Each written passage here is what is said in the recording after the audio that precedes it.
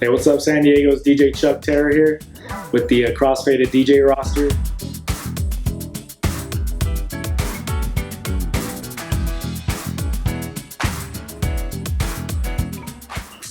So again, my name is DJ Chuck Terra. I started DJing in 2000, 2001.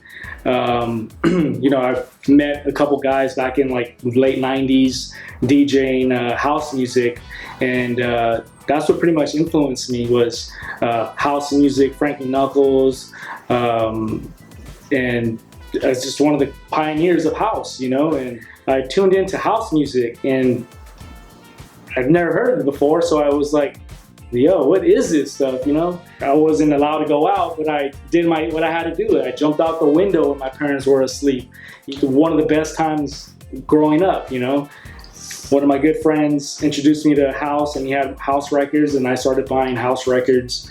Hard house, you know, Chicago house. Then I started listening to, let's say, Donald Glod, Richard Vision, Bad Boy Bill, DJ Irene, you know, going to the arena, going to all these Narnia and all these underground raves before raves were what they are today, mainstream raves. But I mean, the beginning of time of underground house music was the shit. That was the thing to do. Myself, I'm an open format DJ. I don't like considering myself a hip hop DJ or a house DJ or techno or anything like that. I'm open format because I grew up from 1950s rock and roll, rhythm and blues to soulful rhythm and blues, oldies, doo-wop, funk, freestyle, you know, all genres I grew up listening to, and all of them inspired me. Even,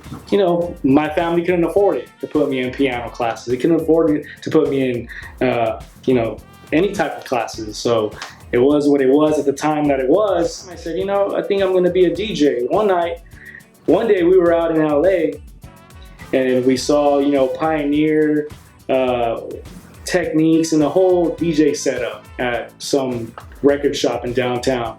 We walked in there with my dad and we got the price. We walked right back out of that place. No questions asked. My dad said, nope, I'm not spending that much money on DJ equipment. So, you know, I remember as a kid driving through TJ and hitting Revolution to visit my dad's family. We would cut through all the nightclubs, and I was a kid. I was like 8, 9 years old, and I was like, man, I'm gonna be a DJ. You know, I actually want to be a DJ. Turntable list, to mixers, to producers. You know, small time guys that are doing big things now, and that to me inspired me. If it weren't for them, I don't think I would be here today. I would be lost. I bought my first the most crappiest Stanton in the box DJ Craze all-in-one DJ set, and it was crappy, but I was just so happy with it because I had turntables in the mixer, and I learned on how to babysit the pitch and the turntable on making sure everything's still on sync. And then when I finally bought my techniques, I was mind blown. I was like, what? This is what? Everything just made sense. Everything made sense. What record you bought? The first vinyl record that I bought was the Snoop Dogg Doggy Style album. That was the first one. I had to go get it. I still have it to this day. So that was like, I mean, you can't go wrong with no classic Snoop, you know? That's kind of hard to like come across, you know, humble DJs and stuff. And